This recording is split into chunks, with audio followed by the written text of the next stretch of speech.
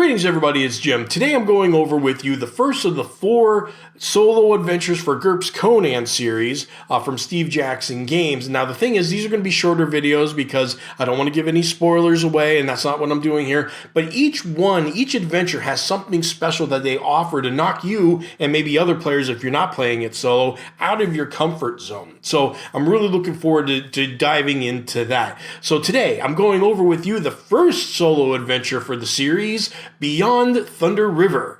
Okay, so here we have the back cover to the adventure, and basically this is written by W.G. Armitrout. Okay, he's written 2 of these adventures actually, and the thing is, this is the largest out of all of them. It's 560 paragraphs long, but funny enough, it's also rather short in a way. Okay, I'm not saying it's incredibly short, but it is shorter than I thought it would be. And why is that? Mainly because of the fact that it branches in a lot of different ways, and he takes advantage of trying to make something happen in all of them. And he hints to this a little bit when he writes in it, when you play this adventure again. He doesn't say if you'll play it again. He assumes you're going to go through it again. And that's probably true, because you're not going through every nook and cranny in this game like you can in some other pre-programmed adventures. Here, you're going down one path and then you make a choice and the other choices are gone.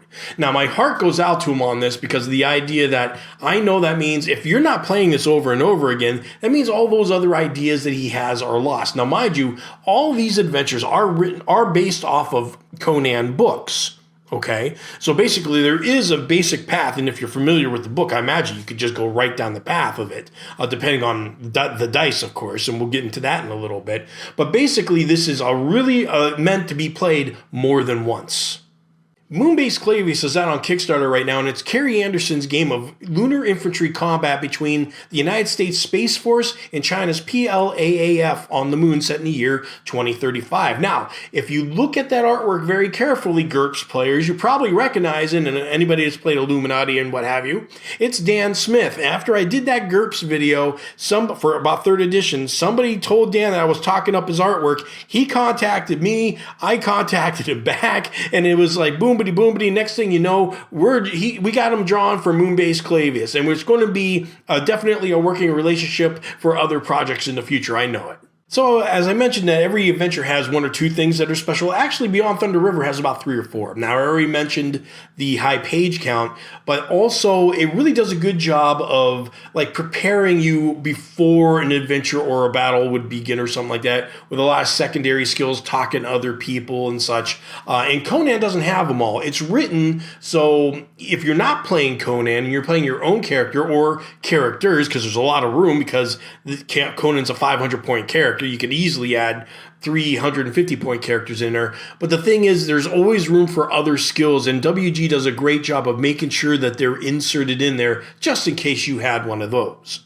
Now, before I forget, WG and all the authors actually do this. They do a great job of transferring the spirit of Conan in the game from how they talk and how they react to talking and everything like that. The warriors are very succinct. They're very concise in their talk, while the wizards will be the ones that use higher vocabulary and explain things in verboseness. So it really does a great job there.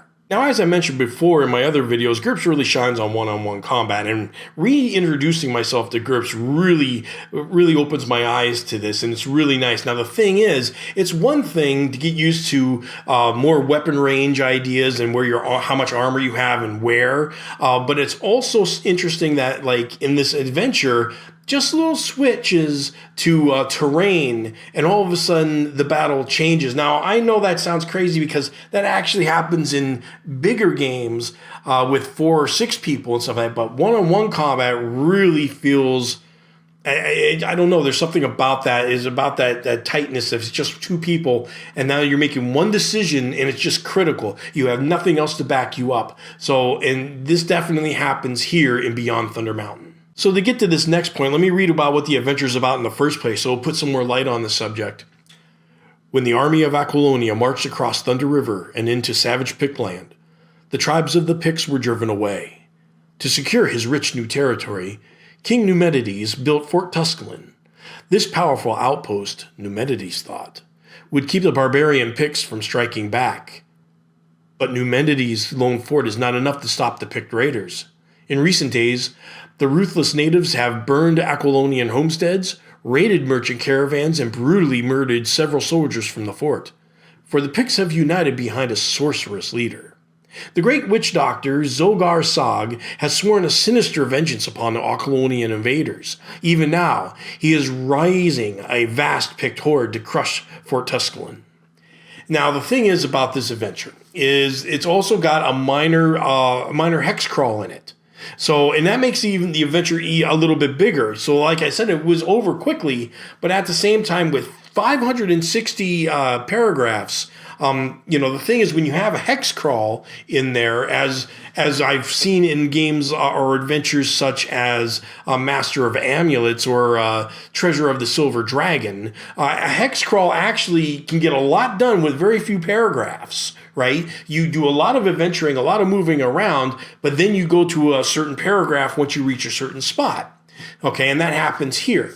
So that's another thing that separates this adventure from the others. And I misspoke earlier. W.G. Armerchild didn't do just 2 of the Conan adventures. He did actually 3 of them. The only one he didn't do is Conan and the Queen of the Black Coast. That's the only one he didn't do. Now, Beyond Thunder River has a sequel that I'll be going over, of course, and it's going to be Moon of Blood. So this is actually a 2-part adventure. It doesn't have to be.